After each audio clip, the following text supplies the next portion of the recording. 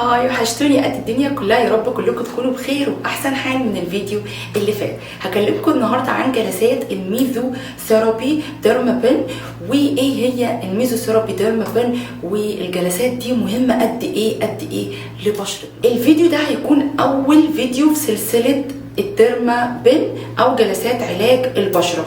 مين فينا ما عندهاش بهتان في البشره، حبوب، اثار حبوب، بقع، كلف، تصبغات، نمش، ندبات، سكارز؟ مين فينا ما عندهاش كل المشاكل دي، او مشكلتين 3 4 على حسب كل بشرة المشاكل اللي فيها ايه؟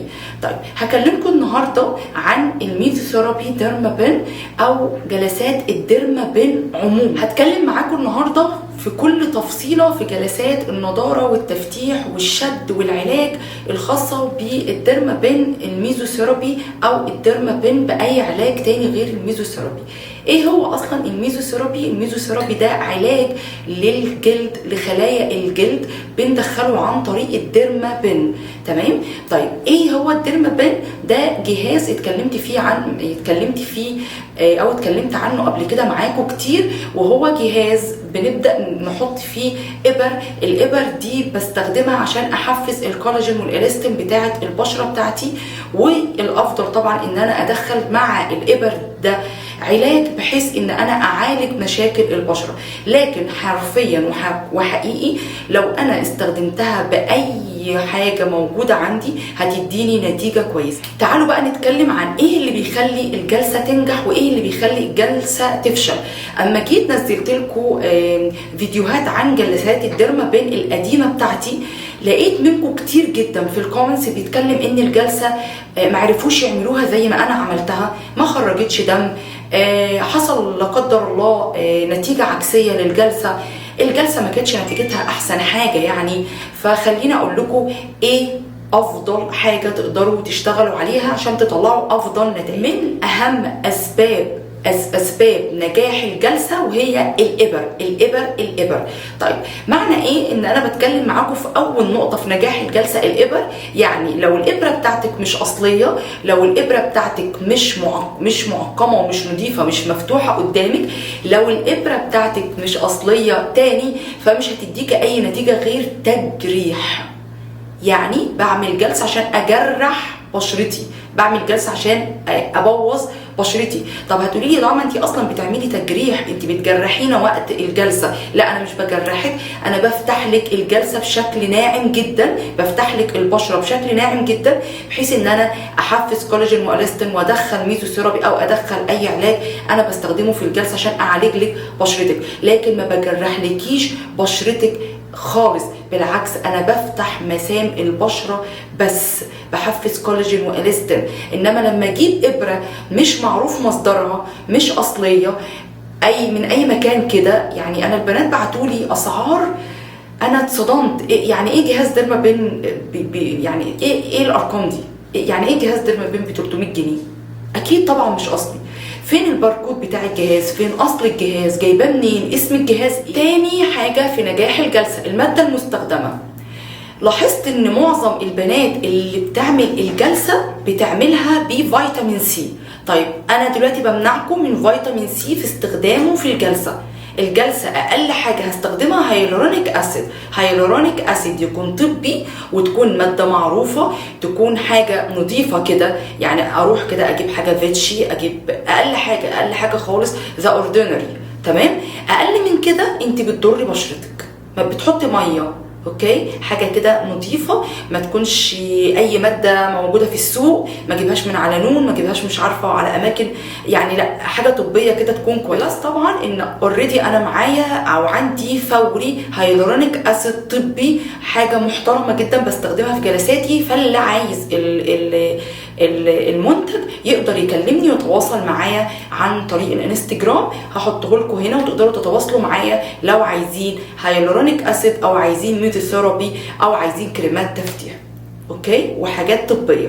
طيب نرجع بقى لموضوع، نيجي بقى على ثالث حاجه اساسيه جدا في الجلسه تنجح الجلسه وما تبوظهاش، وهو الجهاز بتاعي. الجهاز يكون اصلي مش مضروب.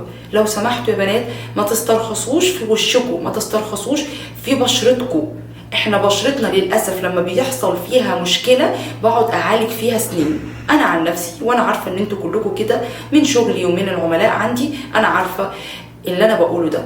انتوا بتسترخصوا ببشرتكم بجهاز اقل من اللي المفروض يتجاب، او جهاز مش اصلي مضروب، وبعد كده اقعد ازعل واعيط واقول انا عملت في نفسي ايه، واصرف قد الجهاز 4 مرات عشان اجيب ادويه، او عشان اعالج نفسي، او عشان اروح لدكتور يقدر يعالج لي بشرتي. حقيقي السوق مليان باجهزه مضروبه، مخيف الموضوع ده، مخيف، لان الجهاز ده بيمس بشرتنا، الجهاز ده بندخله جوه انسجه بشرتنا، فلا ينفع فيه انه يكون مضروب ولا ينفع فيه استهتار. طيب لو هقول لكم على افضل جهاز حقيقي موجود في السوق، هو جهاز مستر بن. الجهاز ده معتمد طبي، جهاز اصلي، الباركود على العلب بتاعته. الجهاز نتائجه خطيره، ما بستخدمش غيره على فكره عندي في السنتر، فالجهاز حلو قوي قوي قوي قوي. ده اسم الجهاز مستر بن. طيب تقدروا تجيبوه من على امازون على فكره، تقدروا تعملوا سيرش وتجيبوا الجهاز اللي يناسبكم، لان هو الفيرجن بتاعه كتير، حوالي 8 اجهزه، من طبعا من القليل اللي يناسبك لحد العالي، اللي لو انت متخصصه او حد عندك مكان تقدري تجيبيه. فعندك الاسعار القليله وعندك الاسعار الغاليه، لكن في كل الحالات هو اصلي، حاجه اصليه بجيبها مطمنه ان انا بستخدم حاجه نظيفه على بشرتي. نيجي بقى على تعليمات قبل وبعد واثناء الجلسه، عشان الجلسه الجايه ان شاء الله ما اتكلمش في الامور دي تاني، بحيث ان انتوا تكون عندكم مرجع كده لوحده على كل التعليمات. طيب اول حاجه تعليمات قبل الجلسه. اول حاجه واهم حاجه هو ان انا ما اعملش شيفنج لبشرتي قبل الجلسه ب3 أو 4 ايام.